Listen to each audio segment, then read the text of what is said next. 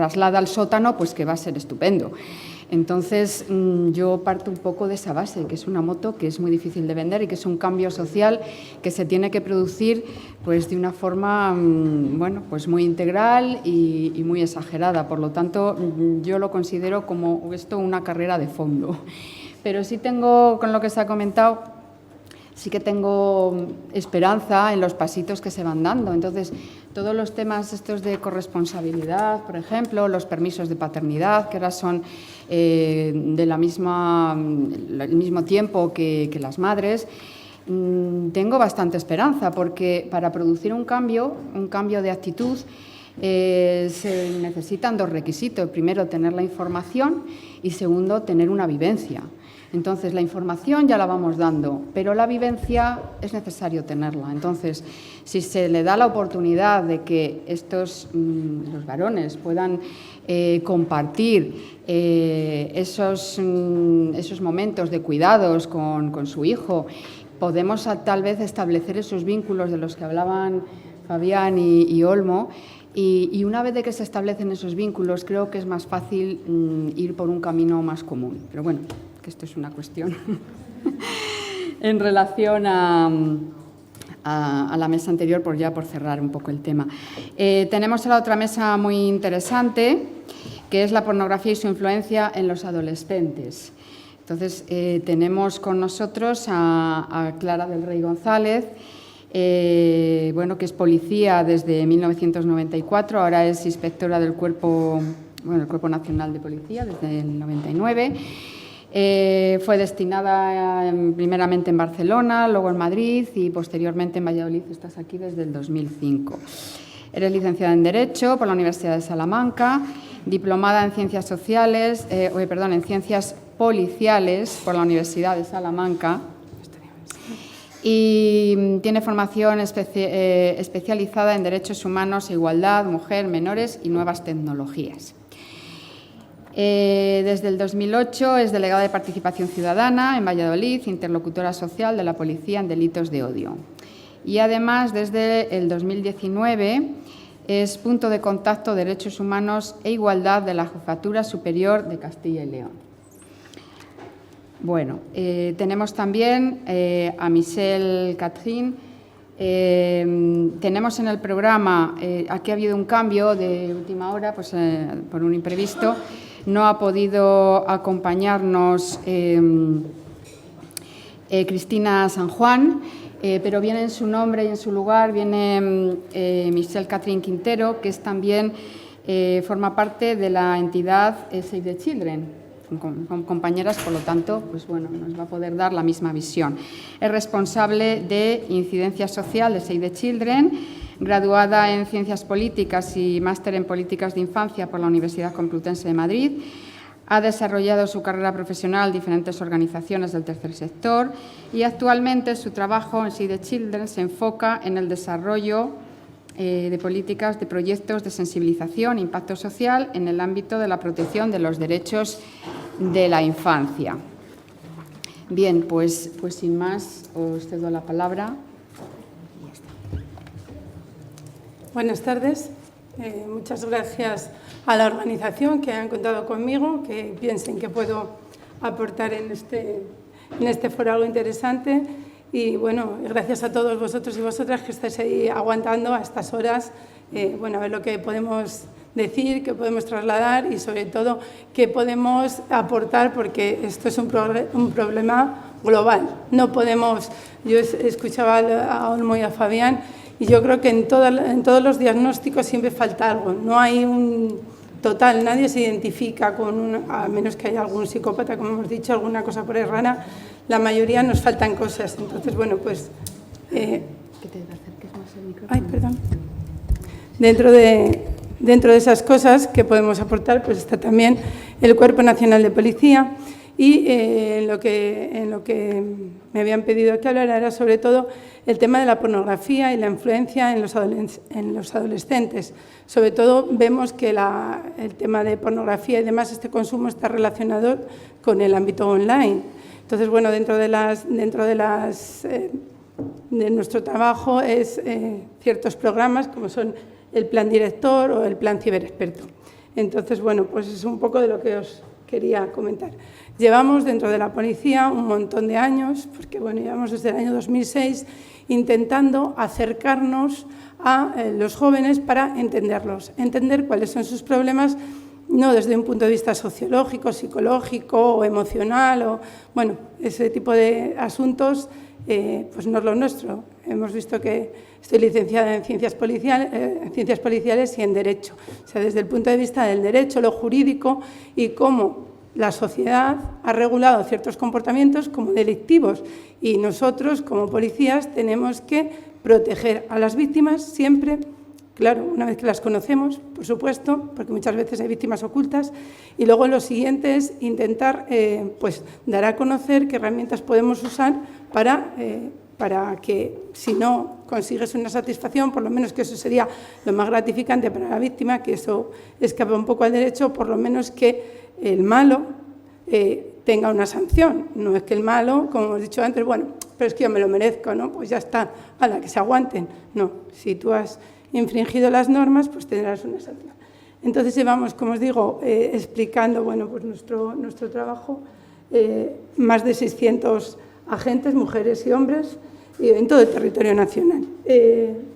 Veis que tenemos dos colores ahí, mi color es el azul, el de la Guardia Civil es el verde. Entonces esto del plan director viene a ambos cuerpos y estamos trabajándolo ambos. Yo hablo más de digo siempre la tontería de mi libro porque es lo que conozco, ¿no? Del Cuerpo Nacional de Policía. Bien, como os planteaba, nosotros nos acercamos a los centros educativos exponiendo qué podemos hacer, cómo podemos ayudar en ciertos áreas que hemos visto que nosotros pueden tener que ver con los delitos y que se producen dentro del entorno escolar. En el entorno escolar tenemos un problema gravísimo porque desde el punto de vista policial, no se os escapa, que en España la responsabilidad penal está prevista a partir de 14 años y aún así de 14 a 18 la ley de responsabilidad penal del menor es una responsabilidad atenuada, pero bueno, sí que puede servir esta responsabilidad, que no seamos como madres acogedoras siempre o tal, que siempre queremos exculpar a nuestros niños cuando son los que hacen cosas malas. Entonces, bueno, podemos ayudar a que la gente sea consciente de qué cosas hace mal, ¿no? Por ejemplo, en temas de acoso escolar o adicciones, drogas y demás. Bueno, ahí veis, en muchos casos el acoso o en el caso de Internet y redes sociales, pues tocan muchas veces temas de la intimidad, la sexualidad y, bueno, pues los jóvenes a veces pues entran como elefante en cacharrería y se pueden ver especialmente expuestos. Por tanto, hemos visto que las redes sociales, las nuevas tecnologías están aquí para ayudarnos, o eso debería ser, no para que nos arruinen la vida. Y a algunos jóvenes yo he visto que se le ha hecho bastante cuesta arriba todas estas cosas. Bien, como os decía, tenemos esta larga trayectoria y queremos informar tanto a todos, ayudar a informar lo que es correcto desde el punto de vista jurídico, que luego ya sabemos que la sociedad puede ir por otros caminos y que podemos ir cambiando, ¿no? En qué podemos ayudar. Los principios inspiradores de nuestro plan, que ya es muy antiguo, pero bueno, yo creo que es muy interesante y yo cada vez cuando me voy metiendo más en el mundo sociológico, yo creo que esto tiene bastante que ver, que tenemos que entender que todos, absolutamente todos, tenemos que enseñar y proteger a nuestros menores. No proteger en el sentido de que le hagamos un paraguas y que sean una campana de cristal y no les pase nada, sino que tenemos que estar velando por su superior interés. Entre ellos puede ser una persona razonable, ser una persona respetuosa, es decir, que vayan asumiendo todos estos valores positivos que tiene nuestra sociedad. Nosotros también actuamos como referentes, o eso queremos hacer, por eso vamos a los centros educativos con uniforme. No solo es la familia el referente, no es solo estos agentes informales de educación o incluso el centro educativo, sino también nosotros nos queremos un poco ver en esa tesitura de que para algunos podamos ser referente. Bueno, tenemos también otro proyecto que es el ciberexperto, que hemos visto que nosotros íbamos dando la información a los menores sobre los hechos delictivos y demás. Sobre todo, era una cosa mía, aquí en Valladolid, que yo decía, no, es que yo no puedo hablar a los menores de riesgos de Internet, de redes sociales y demás, si la edad mínima para estar en redes sociales es 14 años, no le puedo estar hablando a un niño de 10. De alguna manera le están naturalizando que esté haciendo eso, que es un mundo de riesgos que, bueno, que yo creo que son los que lo tienen que controlar son los padres, madres, progenitores, escuela, etcétera. Entonces, en muchos casos yo me empeñaba en hablar con las familias, pero las familias tienen poco tiempo, con lo cual dijimos, pues vamos a tener que hablar también con los menores, porque si no, cuando llegamos ya, esto ya se acabó. Bueno, yo aquí estoy de viaje. Bien. Entonces, nuestro plan, como os digo, tenemos que informar y, bueno, por ejemplo, cuando vas a un centro educativo, pues pretendemos eso, ser cercanos y te preguntan hasta, oye, es que mi padre y mi madre me pueden poner un control parental y me pueden espiar. Y tienes que pues, ir justificando ahí algunas cosas que desde el punto de vista jurídico a veces están poco reguladas, porque está muy mal espiar a la novia. Está mal espiar al novio, pero ¿y al hijo? Entonces, bueno, no es espiar, que ya esto parece que está aclarado, que mientras que estén bajo nuestra patria potestad, mientras seamos nosotros los que les damos los medios para que se comuniquen y mientras que nosotros tengamos una cierta responsabilidad civil subsidiaria de todos los daños que causen, dado que no hay responsabilidad penal, pues también tendremos algo que decir. Digo los padres, aquí ahora digo como madre, tenemos algo que decir en lo que hagan. Entonces, bueno, pues en ese sentido, pues siempre recomiendo que en la edad más temprana haya mecanismos o este tipo de programas de control parental, ¿vale? Pero siempre desde la confianza, siempre tendiendo puertas con los chicos, con las chicas. Le tienes que decir que tiene un control parental. Esto es como cuando te dicen que te van a mirar la habitación a tal hora, pues la has limpiado. Pero si no, pues por lo menos que estén ahí, que sepan que estás siendo vigilante, que estás intentando educar, porque puedes ver algo que a ti no se te ha escapado y que a ti tu niño es maravilloso o tu niña es maravillosa, pero en las redes sociales está entrando en una comunidad peligrosa, está haciendo algo y cuando te enteras te quedas con la cara blanca, porque yo me he encontrado con madres que cuando se han enterado de que sus hijos estaban haciendo según qué cosas, pues no se lo podían creer. Mi hijo no, eso son las compañías. Bueno, pues nuestros hijos también. Entonces, patria potestad y responsabilidad de todos y cada palo que aguante su vela. Los niños también. Las niñas también, los jóvenes también. Explicamos a los jóvenes que tienen estos derechos. Jóvenes, ya os digo, pues desde sexto, incluso antes si hace falta, que tienen derecho a denunciar, a contar con ayuda, en aquellas situaciones violentas o desagradables que se puedan encontrar en la red, porque no todo es maravilloso. Hay cosas bastante desagradables. Tienen derecho a ser protegidos frente a los contenidos o a personas que son violentas, nocivas, que les pueden causar daño, ¿no? Y tienen que tener unas pautas de autoprotección para que sepan reaccionar, porque si decimos control parental, pues crees que mi papá, mi mamá me lo va a arreglar. No, que tú tienes que saber reaccionar, que tienes que conocer dónde están los problemas y poderte defender, ¿no? Tienen derecho a acceder al Internet y a las redes y a todo esto, pero con un elemento positivo, porque ¿qué nos dicen los educadores? Que pierden mucho tiempo y que a veces se exponen excesivamente, que su intimidad la dejan para allá, no la valoran y, bueno, pues a veces tienen problemas, ¿vale? Importantísimo el honor, la reputación, la dignidad, son valores que en la red se diluyen, todo el mundo lo hace y tal, y a veces pues hay que explicarle muy bien, porque sobre todo cuando son más pequeños son más fáciles de malear o de llevar por donde ellos quieran. Somos todos usuarios. A los menores os digo, no, que nos gustan las redes sociales. Uy, es que en las redes hay. A lo mejor también lo estás metiendo tú. Bloquea, actúa. Tienes que tomar conciencia. Tienes que hacer todos. Tenemos que hacer la red que nosotros queramos, ¿no? Entonces, bueno, pero ya digo, en el caso de los menores estamos los padres, las instituciones, porque con la Ley Orgánica 5/2000 de la responsabilidad, con la Ley Orgánica de Protección, Ley Integral de Protección de la Infancia, todos tenemos más responsabilidad con relación a los menores, ¿vale? Sí que es cierto que a veces cuando se habla de derecho penal la gente se mosquea, es que ha cometido un delito tu hijo, se asustan bastante, porque es que claro, ¿qué le va a pasar? Pues le va a pasar muy poco, afortunadamente muy poco. Lo más importante es que va a aprender, va a crecer, va a saber que eso no se hace, va a saber que las cosas tienen unas consecuencias y las consecuencias, afortunadamente en España, son bastante limitadas porque la Ley de Responsabilidad Penal del Menor es educativa y prevé siempre posibilidades de reeducación, rehabilitación, no es sancionadora, sino, digamos, educativa. Aunque esto no quita que puedan tener que estar en un centro de internamiento, si acaso el hecho ha sido muy grave. El principal problema que tenemos que conocer los padres, las madres, la sociedad, es que a veces se nos meten los peligros por donde menos esperamos, peligros disfrazados, ¿no? Por ejemplo, con los juegos online. Los juegos online son una fuente de conflictos y con el tema de la pornografía o de los pederastas, un caladero, porque allí los tienen fácil a los pobres niños. Antes me decían, y de hecho se me han producido hechos en Valladolid, algún exhibicionista que lleva, digamos, de la gabardina a un colegio, se exhibe y a los 2 minutos tiene a los profesores, a las madres, a los padres y a algún vecino que le da casi con el ladrillo o llamando a la policía.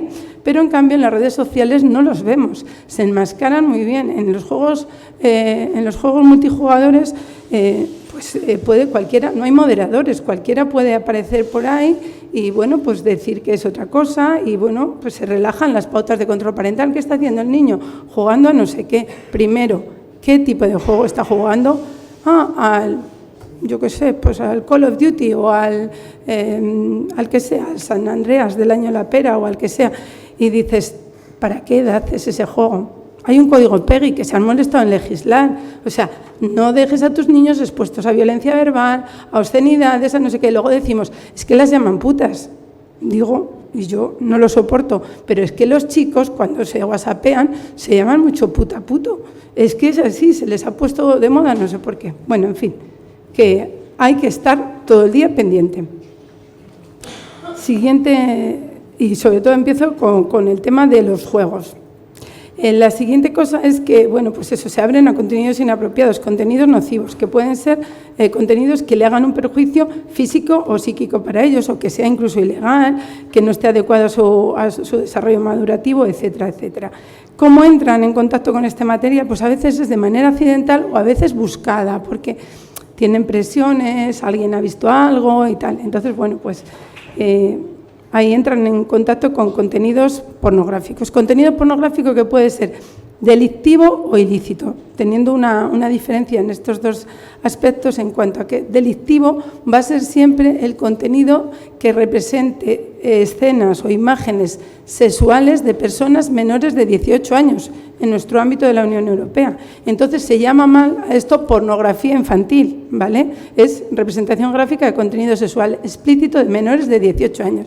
Y cuando tú le dices que grabarse un vídeo a uno mismo y mandarlo por ahí sin que te lo pidan, eso puede ser considerado como un delito de acoso sexual o incluso distribución de pornografía, etcétera, etcétera, se quedan así, sí, no estás respetando, tienes que respetar, ¿no? O sea, primero eso. Segundo problema es el, digamos, contenido ilícito para menores, que es pornografía de mayores. Entendiendo la pornografía, pues un poco pues como todo tipo de actividad de exhibición de genitales, actos sexuales, etcétera, etcétera, con una finalidad de provocación sexual, ¿no? Bueno, pues ya está. Ahí los chicos, por curiosidad, por cotilleo o por falta de, a lo mejor, confianza con los padres a la hora de preguntar otra cosa o lo que sea, pues entran en contacto con ese mundo. Bien, desde la policía, cuando hablamos de estos temas, intentamos ser muy cuidadosos, lógicamente, porque vamos a ver las estadísticas, pero no es lo mismo algunos que ya están un poquito de vuelta de todos, nos encontramos con procesos madurativos muy diferentes. Vamos a sexto de primaria, algunos son muy así y otros son, pues, entonces siempre intentamos dar la mínima información, porque igual le estamos abriendo puertas que ellos todavía ni se han planteado que existían, ¿no? Entonces, por eso a mí me gusta más, cuando son pequeños, hablar con los padres y madres. Bien. Bueno, pues otra forma bastante importante de entrar en contacto, como os digo, son las redes sociales. Yo le preguntaba a mi hijo, tengo un hijo de 17, digo, oye, tú, el porno, ¿dónde lo veías? Y se quedaba así, porque todavía pues tenemos ese cierto pudor. Yo, a pesar de que predico que hay que hacer esto, pues es difícil esas herramientas para romper este hielo de los adolescentes. Y me dice, mamá, últimamente sobre todo en Twitter. Digo, ¿Twitter? Twitter es una red abierta y dice, ahí te salen las mayores burradas, porque se viralizan y es que te aparecen, como son los más vistos, y te encuentras con unos disparates, mamá. Digo, bueno, por lo menos si valoras que es disparate, estamos contentos. Algo habremos hecho. Pero quiero decir que se presenta, tú abres el Twitter y se presenta ahí como los más vistos, con lo cual, pues ellos no hacen nada, pero ya abres, y que ya sabemos todo lo que es Internet, las redes sociales, pinchas aquí, de aquí, y te vas a un mundo un poco peligroso. Os voy a poner un ejemplo de un caso de un menor que tenía ya 14 años, por tanto tenía responsabilidad penal, pero era, pues eso, jovencito. Participa justo en lo que os digo, juegos online con múltiples jugadores, con jugadores a los que solo conoce de las partidas, no tiene ni idea de realmente si son españoles o no, porque en algunos ni siquiera hay comunicación, sino bueno, las partidas se unen, hacen equipos y demás, ¿no? Y luego, dentro de esos intereses, pues desarrollan porque en algunos juegos online sí que hay moderadores, entonces ponen un WhatsApp y crean un grupo de WhatsApp y lanzan únete a esto si te interesa y lo mandan y bueno, pues y van enganchando ahí jóvenes que están. Entonces este chico se une a varios grupos de WhatsApp de estos y claro, ahí ya se escapa al control de la madre. En principio su madre pues creía que jugaba, no sé qué era, creo que era de Call of Duty, pero bueno, da igual. De esos de dejar la imaginación y ser el fuerte. Entonces le llegan memes, trucos de programas, etcétera, y en un momento dado le llega una imagen en tipo formato stick, le llega una imagen de un varón adulto penetrando a un bebé. Y él, pues así como estaría ya, pues con su cabeza tan tal, o en qué momento de saturación, de sensibilización o lo que sea, a él no le parece mal y agarra y lo pasa de un grupo de WhatsApp a otro grupo de WhatsApp. En el grupo de WhatsApp donde a él se lo pasaron, que no sabe ni quién, porque ya se lo borró, porque pues si lo veía su madre, porque se empezó a poner nervioso, en ese grupo a nadie le llamó la atención. Pero en el siguiente grupo al que él lo pasó, sí que aparece un adulto que estaba en ese grupo y dice, oye tío, te estás pasando, pedos y cosas de estas, aquí nada, te voy a denunciar. Y esta persona, bueno, pues se asusta un poco, me van a localizar y tal. Efectivamente denuncia en la Comunidad de Madrid y finalmente este chico termina, el menor termina pues condenado en un proceso a 9 meses de rehabilitación, de asistir a charlas, no sé qué, no sé cuánto. El pobre hombre, realmente, o sea, pobre digo entre comillas, todos digo, como pobre. Yo hablaba con la madre, bueno, es que esto lo hacen muchos. Es que tenemos, o sea, esto que hablamos de que decían antes, el porno que se ve ahora no se vería antes, es porque te vas sensibilizando, y ya no te viene bien solo que vaya la otra vestida como enfermera o como niña, es que tiene que ir haciendo, no sé, yo no soy consumidora, no estoy muy puesta en eso. Bien, el caso es que esta desensibilización creo que les lleva a hacerlo. Y no es consciente para nada que eso es un delito, y no es consciente del problema que se cargó, que tuvo que estar ahí gastándose un dinero en los tribunales, que tuvo el trabajo que dio a la policía, os podéis imaginar, lo que él pasó, perdió el curso, etcétera, etcétera, y siempre, pues oye, un estigma tiene ahí, o sea que es importante hablar para que esto pase antes. Ciertamente, si hubiera sido mayor de edad, que se ha dado el caso, porque esos stickers debían estar por todas partes, en Valladolid hay una persona mayor condenada a prisión por hechos similares. Lo que pasa es que en vez de 1, pues ya manejaba más cantidad, ¿vale? O sea, que tenemos que ser conscientes de que estos hijos están expuestos a estos contenidos inadecuados. Tenemos que tomar conciencia de que pueden acceder no solo voluntariamente, sino de otra forma. Ahora supongo que nos hablaba de sus estudios que tienen de las cantidades y las horas y todo esto. Yo tenía un estudio en que el 10% de menores han visto porno antes de 10 años. A veces el porno se justifica, bueno, 10%, bueno, el porno que es ficción y los niños tienen que entender que es ficción.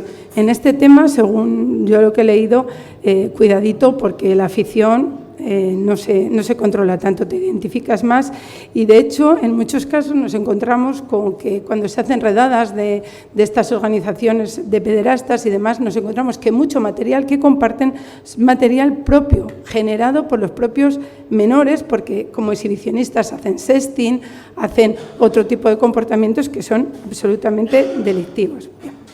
Entonces, bueno, pues yo creo que más o menos vamos a ir acabando. Luego ya si queda tiempo y me queréis preguntar alguna cosa más. Lo que para mí queda claro es que tenemos que trabajar todos, absolutamente todos, lo primero, escuchando al menor, prestándole atención, porque a lo mejor hay carencias que quiere suplir con amigos que son de riesgo y demás. La autoestima es muy importante para que sepan preguntar, también que confíen en nosotros, ¿no? Que no lleguen a situaciones como este joven que entró en una red social para mayores y era muy jovencito, pero tocó con un homosexual de 61 que le chantajeó y se suicidó. O sea, que tengan capacidad para pedir ayuda si alguien les chantajea, porque yo he visto a un joven, no era menor, ya este era mayor, que había entrado en una página de contactos y tal, y al final le chantajean y paga 24.000 euros, porque le daba una vergüenza tremenda. O sea, bueno, hay campañas como digo, esto es un trabajo conjunto, hay campañas, por ejemplo, Pantallas Amigas está haciendo algo sobre esto y a mí me llamó mucho la atención hace años en la campaña de Tu hijo ve porno y tú no lo sabes, supongo que la conocéis todos, de Nueva Zelanda, de concienciación. Nosotros aquí, pues como digo, trabajamos con diferentes organizaciones porque tenemos que trabajar todos juntos para que esto funcione. Muchas gracias. Si luego hay una pregunta, no vamos a quitarle ya más tiempo a mi compañera.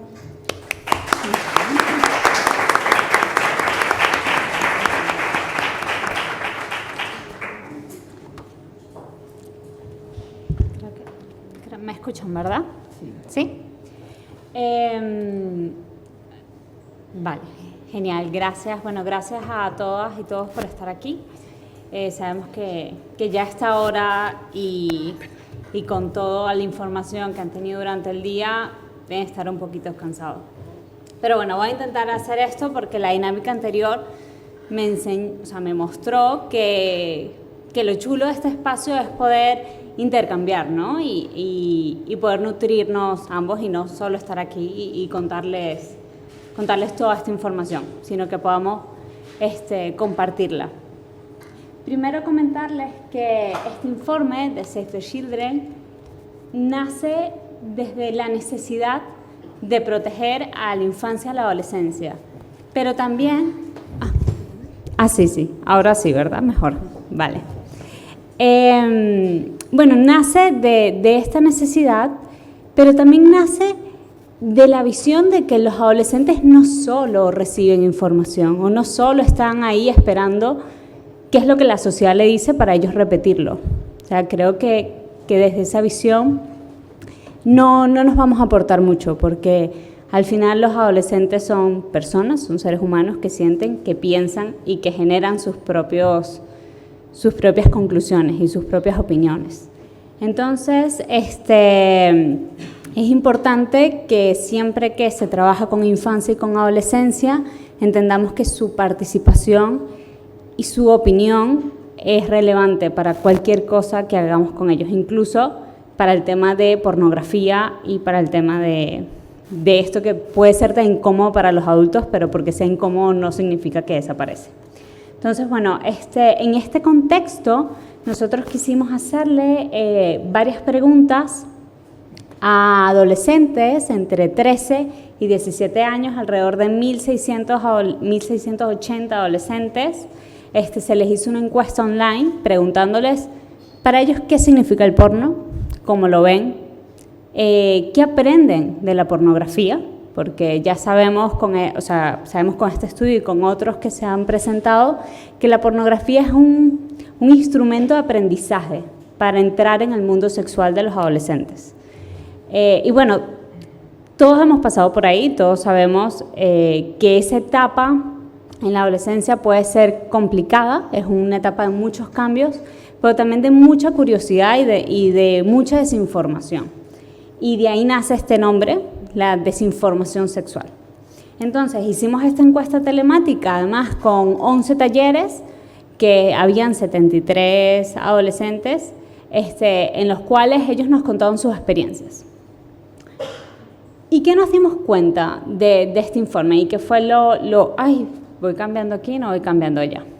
Perdón, creo que ya es la hora para todos. ¿Qué nos dimos cuenta de este informe? Primero, la importancia de atender a la adolescencia en esta etapa vital, porque es una etapa crucial para el resto de nuestras vidas. Y además, cómo en esta etapa crucial es donde se empieza a instaurar mucho más profundo todo este tema de la sexualidad, de los patrones sexuales, de los estigmas de género y de cómo va a ser esto que contaba Olmo y Fabián, ese vínculo y esa relación que pueden tener los hombres con las mujeres, pero también, bueno, con todo el espectro de género que se encuentra ahora. O sea, no solo hombre y mujer en términos binarios, sino, bueno, ya abriéndonos a todo el espectro. Entonces, ¿cómo está siendo esa relación? Y que además, en esta generación, tenemos otro disruptor que antes no se tenía, que es la tecnología.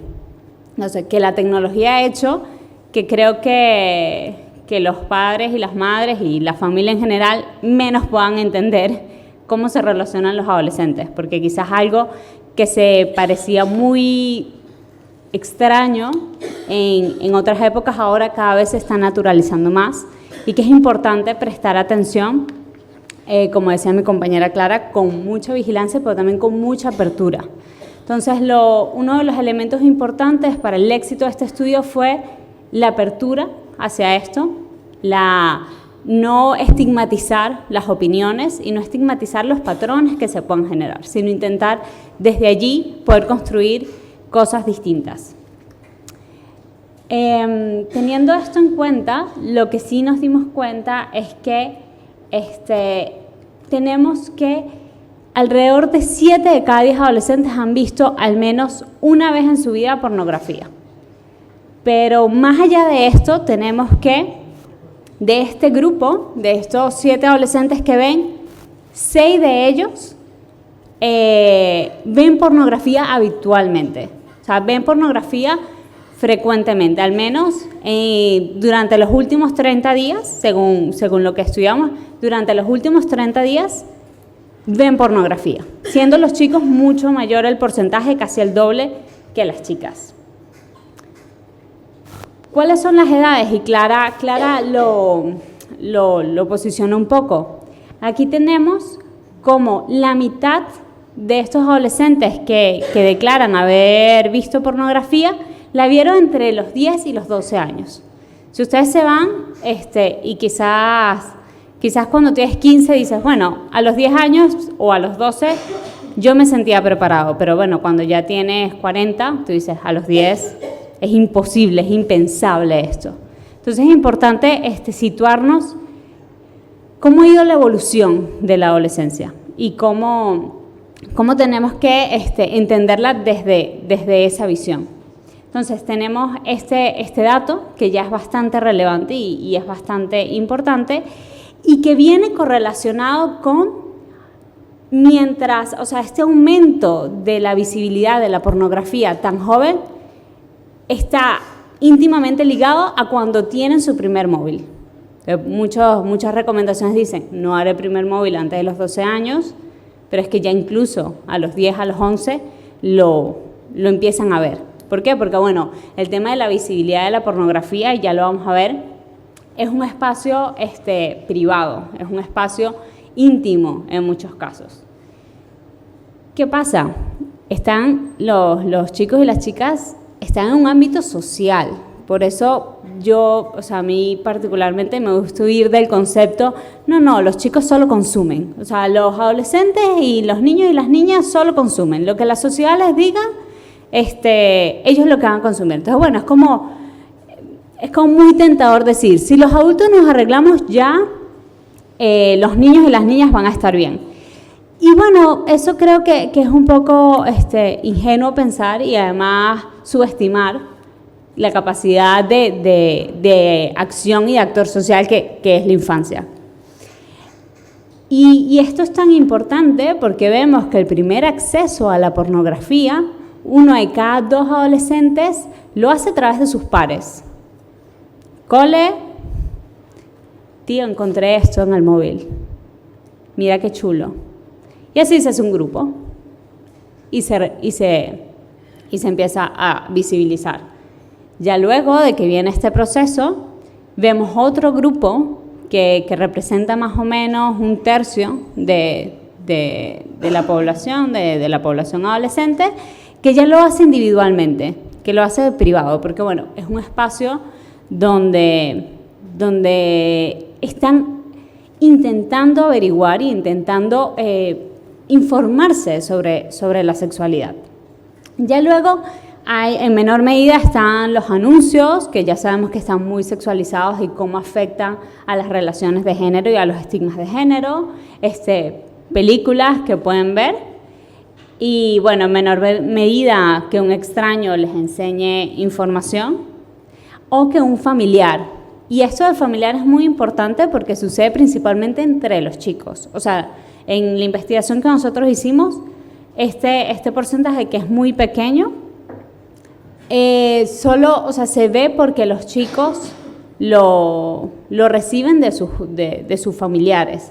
Incluso en anécdota, haciendo intervención en uno de nuestros programas, uno de los niños nos comenta que su padre el niño tendría 11 años, que su padre le enseñaba videos pornos para que aprendiera a ser hombre. Entonces, bueno, este concepto no es algo que está generalizado, pero sí que es verdad que existe y que puede ser de cuidado.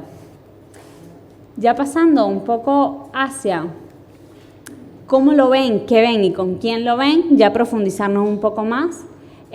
¿Cómo lo ven? Básicamente a través de Internet. O sea, es el gran, digamos, el gran hermano de la pornografía para los adolescentes. Allí es donde se encuentran. Clara lo comentaba un poco, que decía tu hijo, mamá, Twitter aparece todo, pero bueno, ahora tenemos TikTok, Instagram, o sea, cualquier red social que se presenta. ¿Qué ven? Y esto es un elemento muy curioso, porque escuchando a Olmi o Fabián, me venía todo el rato esta información, y es que los chicos buscan en este espacio satisfacer sus necesidades. O sea, en el espacio de la pornografía, más que entender cómo se desarrolla, que también está, principalmente buscan satisfacer sus necesidades y además así lo verbalizan. Bueno, es que yo veo porno para satisfacer mi necesidad. Pero en cambio las chicas lo utilizan para saber cómo entrar en una relación sexual. O sea, más que satisfacer sus necesidades es ese tutú y ese yo-yo que me pareció genial, que lo que trajo Olmi y Fabián, de que, bueno, yo veo pornografía como mujer para ver qué es lo que más le puede gustar a un hombre. Entonces, eso es muy importante porque la pornografía, aunque hagamos muchas cosas y la idea es que siempre se mantenga, o sea, que nuestro mensaje sea el no consumo de la pornografía o entender que esta pornografía es ficción, sigue existiendo. Entonces, el trabajo de trabajar directamente con las chicas y el trabajo que afianzaban Olmi y Fabián de cómo trabajar esa relación es muy importante. Otro elemento importante a resaltar es con quién lo ven. Los chicos habitualmente lo ven solos. Entonces, volvemos un poco a esa conversación de la ponencia anterior. Bueno, yo lo hago para mí, por mí, y no me interesa, no me interesa conocer la opinión de nadie más frente a esto. Las chicas también en muchas ocasiones lo hacen sola, pero lo hacen desde el espacio de la vergüenza. Desde yo no debería consumir esto, pero lo consumo porque necesito aprender sobre esto. Pero además también lo hacen con sus parejas. O sea, existe además se puede decir un poco, no, te voy a enseñar cómo se tiene que hacer y se tiene que hacer así. Entonces, con sus parejas o con sus amigos hombres principalmente se suele hacer para aprendizaje. Entonces, bueno, estos son los datos que tenemos por acá. Otro de los datos muy interesantes es el tema que entienden de la responsabilidad, ¿no? O sea, el tema de cómo la mayoría considera que consume porno responsablemente. Sin embargo, lo que los datos nos han enseñado un poco es cómo muchos de estos elementos, o sea, tienen primero un consumo quizás un poco excesivo de la pornografía y además cómo entienden que esta pornografía, y esto es muy interesante, cómo se divide entre los chicos y las chicas, cómo la pornografía no representa ficción, sino representa mi vida. Entonces tú le preguntas a un chico, ¿cómo es tu vida sexual? Bueno, como una película porno. Entonces como, o sea, eso no puede ser. Entonces las chicas sí entienden que dentro de esta pornografía hay un espacio de ficción, pero los chicos en su mayoría lo entienden como algo real. O sea, que así se debería practicar las relaciones sexuales. ¿Qué nos trae esto? Que no identifiquen la desigualdad que se puede presentar en una escena pornográfica, que no identifiquen la violencia, porque la violencia está justificada por el placer que puede provocar. Entonces, es decir, bueno, el fin justifica los medios. O sea, al final, si yo con violencia puedo ejercer que yo tenga más satisfacción sexual, es válida. Y lo otro es la construcción del deseo sexual. Ya lo veíamos, bueno, lo han visto durante el día y lo vimos muy claramente en la ponencia anterior, cómo esta construcción social se parte un poco de ojalá yo tuviera que negarme. Y eso se ve habitualmente, ¿no? En estos espacios. Entonces, claro, es como la virilidad total. O sea, estoy a tope y yo puedo darlo todo. Y esto nos muestra un poco cómo se presenta en la pornografía. Ya pasando un poco esto, vemos que estas prácticas pueden ser riesgosas o nocivas, como ya le hemos ido adelantando, pero uno de los datos que más nos impactó es como casi la mitad de los adolescentes no usan siempre protección. Algo tan básico y como tan repetitivo en nuestras vidas, es como que, bueno, a veces la uso quizás en algún momento, bueno, a veces se me olvida o a veces no está disponible en el momento, pero no nos vamos a quedar con las ganas, o sea, hay que seguir en el tema. Entonces, que uno de cada 2 adolescentes te diga que no usa protección sexual cuando va a estar en este momento es súper peligroso. Y no es súper peligroso nada más, o sea, por lo que conlleva.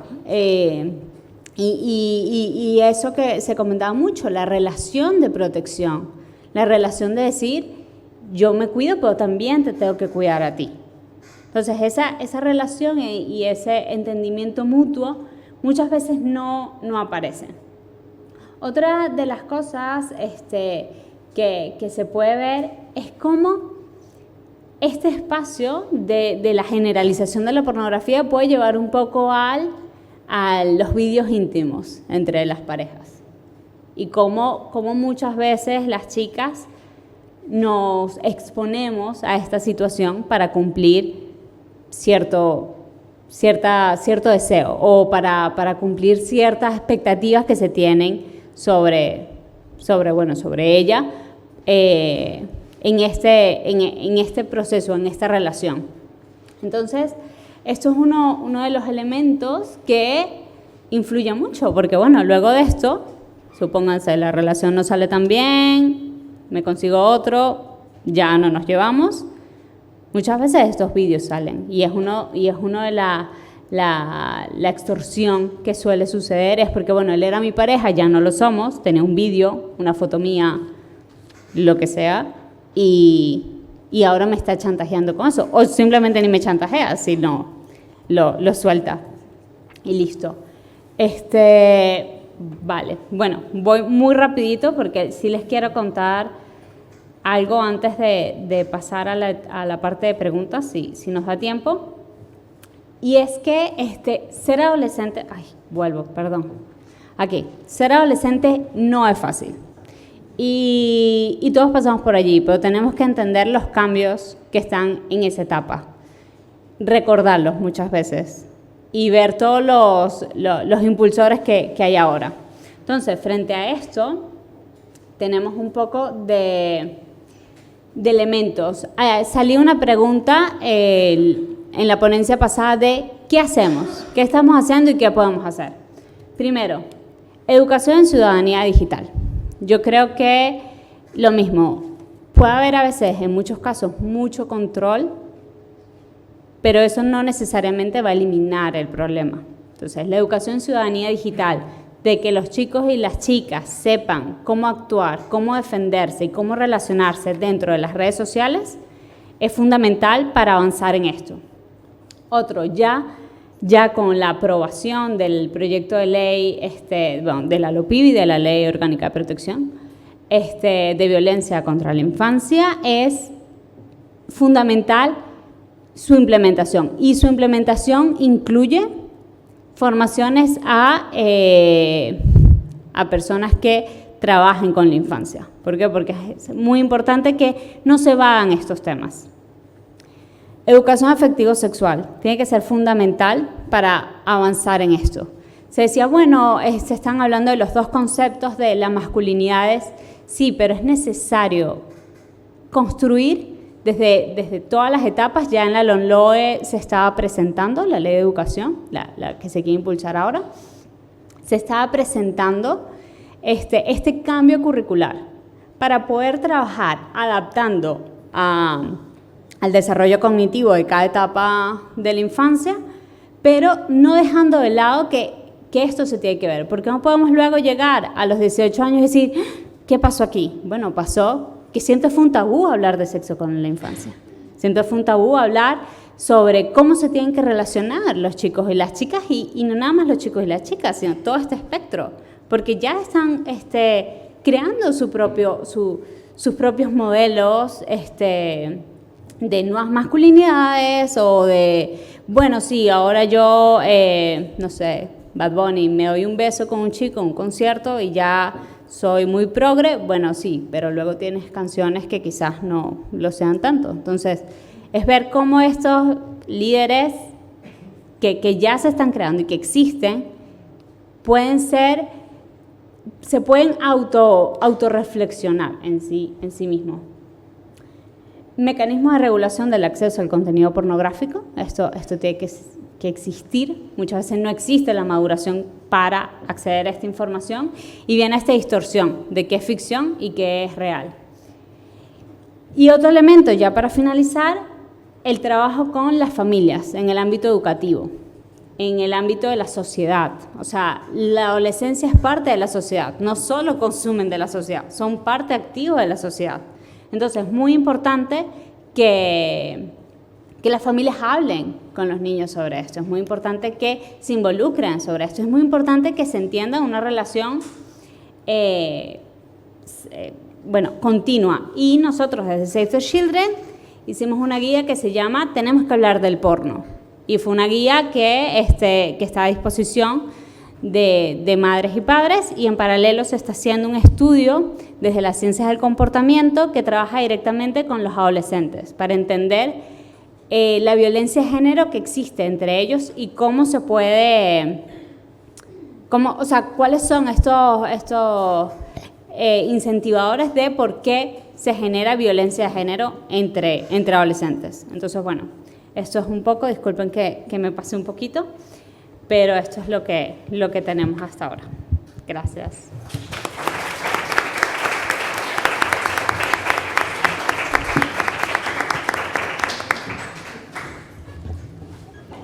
Bueno, gracias Clara, Michelle. Yo creo que se han complementado muy bien esta tarde. Nos han contado primero las pautas sociales y de comportamiento que tienen los hombres y las mujeres, y luego hemos visto cómo se ha plasmado, incluso en los propios datos que has comentado, cómo se ha plasmado lo que nos han ido comentando antes, como que se ha visto ahí, ¿no?, con los datos. Cuando has comentado para qué utilizan, cuando ven porno los chicos, para qué lo utilizan y para qué lo utilizan, a mí me ha dejado un poco impresionada. Y luego, bueno, pues yo creo que da un poquito de esperanza también ver que desde muchos lugares, desde muchos ámbitos, se están haciendo también cosas. Desde la protección por parte de las fuerzas y cuerpos, que también, bueno, pues a través de todas las charlas y todos los cursos que dan en los centros educativos, pues les hacen ver que se tienen que proteger también su intimidad, que es que se exponen demasiado, que tienen que los niños sentirse también vigilantes. Lo de vigilantes me ha gustado, no controlados y vigilados, sino que sepan que están vigilantes sus padres. Y bueno, pues yo la verdad, bueno, pues si hay alguna pregunta, claro, yo creo que nos rasgamos las vestiduras cuando decimos, Dios mío, es que con el porno nuestras generaciones están aprendiendo modelos de cómo comportarse sexualmente con una pareja. Pero claro, si hacemos un poquito de vista, decimos, bueno, tenemos procedimientos para enseñarles de todo tipo. Les enseñamos cómo se cocina, les enseñamos cómo funciona cuando se va a un supermercado, cómo se hace, les enseñamos... Hay procedimientos para muchas cosas, cuando hay un duelo, qué se hace, cómo, cuándo, a quién se le... Pero no hay procedimientos que para decirles y para enseñarles, o por lo menos no lo hacemos, para enseñarles cómo se relacionan sexualmente y afectivamente con una pareja. Entonces, a lo mejor yo creo que nos están dando muchas pistas de por dónde tenemos que tirar. Pero bueno, dejo turno de preguntas, mire. Hola, bueno, no es una pregunta, solamente quería decir que cuando hablamos de que el porno es ficción, el porno es ficción. Ficción es Superman, que parece que vuela, pero no vuela. Es una imagen que ponen, ¿no? O lo hacían unos extras antes. El porno no es ficción, es real. Y yo creo que a los adolescentes hay que enseñarles eso, que esa es la relación que quieren tener con sus parejas. Tú cuando quieres a alguien, quieres hacer eso a alguien. Creo que es una cosa muy importante que se llame las cosas por su nombre. Porque obviamente los adolescentes lo que necesitan es que alguien les enseñe educación sexual. ¿Y dónde les enseñamos educación sexual? Si no podemos llegar a la educación formal porque no nos dejan. Entonces, ¿dónde se enseña esa educación sexual? ¿Lo dejamos a los progenitores solo? Creo que está complicado, pero creo que hay que llamar a las cosas por su nombre. Y lo siento, pero la pornografía no es ficción, es muy real. Yo he sido la que he dicho... que dicen que la pornografía es ficción. No he dicho que es ficción, o sea, yo he dicho realmente lo es. No sé si he hecho esa pregunta o me lo he pasado porque me había pasado la notita. Realmente es eso, el problema, ella lo ha visto, no es ficción. Ellos no viven tal como ficción porque dicen, esto es lo que quiero que me hagas, por tanto, lo ven como algo real. Supongo que algunas modalidades serán menos cercanas a la realidad, pero... muchas cosas sí. O sea, yo estoy totalmente de acuerdo contigo de que no es ficción y de que les lleva a confundirse, les lleva a grabar sus vídeos un poco presionados porque vamos a montarnos esto y luego el porn revenge, ¿por qué lo llaman así? O sea, si es venganza y ahora mando el vídeo. Yo creo que esa es la falta de respeto entre ambas partes y a lo mejor la falta de conocimiento también. O sea, yo, estoy totalmente de acuerdo contigo. Sí, por ejemplo, cuando nosotros hablamos de es ficción en el sentido de la percepción que se tiene frente a este. O sea, no es ficción que, no sé, que te den 2 golpes y la mujer vaya a disfrutar porque eso esté pasando. O no es ficción que no se use, o es ficción que el sin preservativo puede ser algo sano y puede ser algo... sostenible y llevadero. O sea, a eso nos llevamos con que es ficción y que justo como puntualiza Clara, se cree justamente que no es así. Por eso es la necesidad de seguir ese patrón. Y completamente de acuerdo contigo en cuanto a la necesidad de formalizar esto. O sea, es necesario formalizar la educación afectivo-sexual para mostrar esto no está bien hacerlo, esto causa estas relaciones de supremacía, porque además el porno es uno de los elementos donde más patrones sexistas existen. Esto no es así, esto está mal. También las chicas les puede gustar esto o aquello, y quizás, bueno, es entrar en esa conversación cuando sea el momento oportuno. No estamos hablando de que a los 3 años a un niño le estén diciendo... qué es porno o qué no, sino adaptar un currículo afectivo-sexual a cada etapa de desarrollo cognitivo. O sea, esto es súper importante aclararlo, de que sea de esta manera. Aquí había una pregunta. Creo que todas estamos de acuerdo en que... Espera. Que creo que todas estamos de acuerdo en que una asignatura obligatoria de educación afectivo-sexual es imprescindible en los colegios. Pero lo que ha dicho Clara, cuando les dice a los padres, no, es que no tienen tiempo porque están muy ocupados, pero no tienen tiempo para ver lo que están haciendo. Yo creo que también sería imprescindible poner una asignatura para los padres. Igual que es obligatorio ir a la primera tutoría del curso, porque creo que así evitaríamos muchas cosas, porque los niños ven la pornografía y al final acabarán siendo puteros, lo tengo clarísimo. Y las niñas están en TikTok haciendo poses y no sé qué, y acabarán pues no sé dónde también. Entonces creo que los padres tendría que ser también una asignatura obligatoria en la edad escolar, para que aprendan. ¿Qué opináis vosotras? Bueno, justamente creemos que esto se trata de relaciones, o sea, y que la sociedad está compuesta por todos y todas.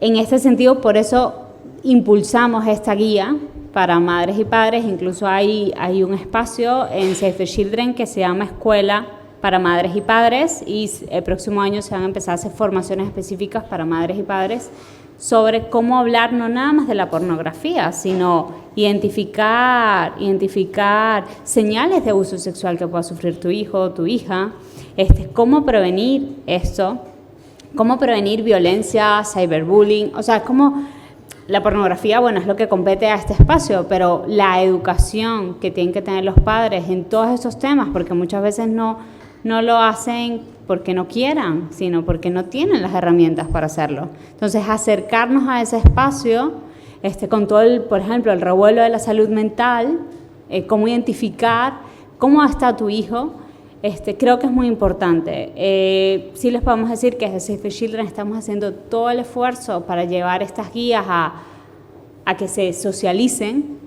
pero bueno, tiene que ser un esfuerzo conjunto. Lo que comentaba Clara, todo el esfuerzo que se está haciendo desde la Fuerza de Seguridad, las ONGs, estos mismos espacios generan que se vaya empujando hacia ese camino.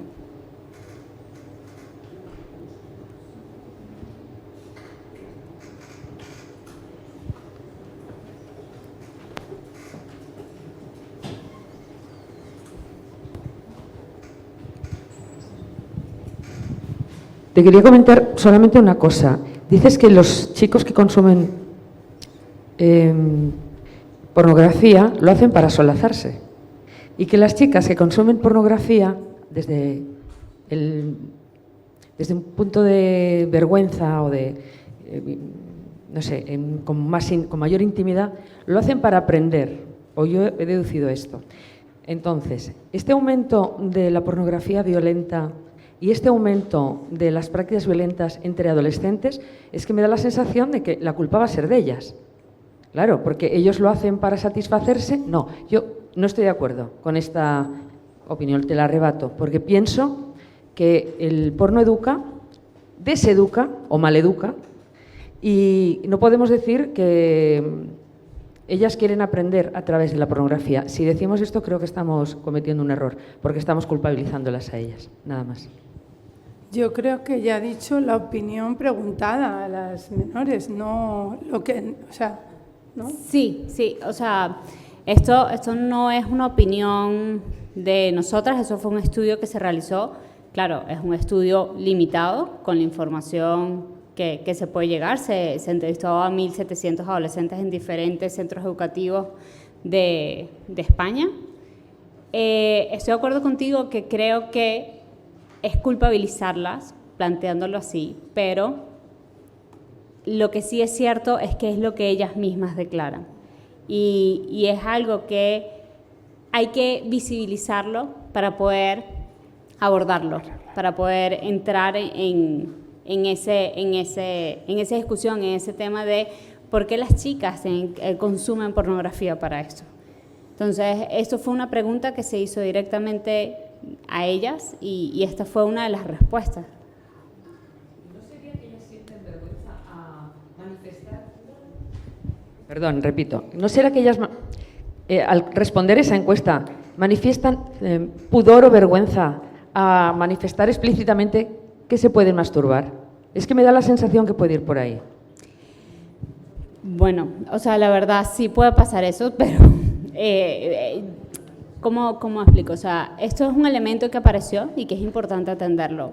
Y que es o sea, porque no solo apareció en este espacio, apareció en talleres, apareció en entrevistas a profundidad y en otras investigaciones. Entonces, yo creo que no se trata solo de decir, bueno, o sea, quizás ese dato pueda variar, quizás ese dato haya que profundizar y por eso esto es un primer estudio que se está haciendo para visibilizar esto. Lo que sí es importante es que hay que atender cómo se aborda, o sea, hay que atender esa percepción, porque así lo hagan por vergüenza, así lo digan por vergüenza o lo digan porque sea real, es algo que está en su cabeza y que es socialmente admitido. Entonces, si está en su cabeza es porque algo de ello hay ahí. Entonces, también puede, o sea, perfectamente puede ser porque necesiten satisfacción, pero hay que avanzar en ello si no son capaces de decirlo abiertamente.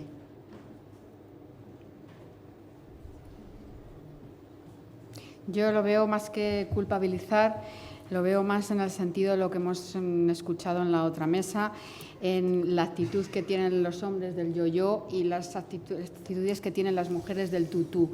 O sea, no es aprender, sino el ver qué es lo que le gusta a los hombres y qué es lo que tienen que hacer para satisfacer. Yo lo veo desde ese enfoque. ¿Alguna cosa más? Yo creo que podemos concluir con esta mesa que lo que necesitamos es educación digital, educación afectivo-sexual y formación de todos los adultos para poder entablar con nuestros jóvenes pues, este tipo de conversaciones y de procedimientos.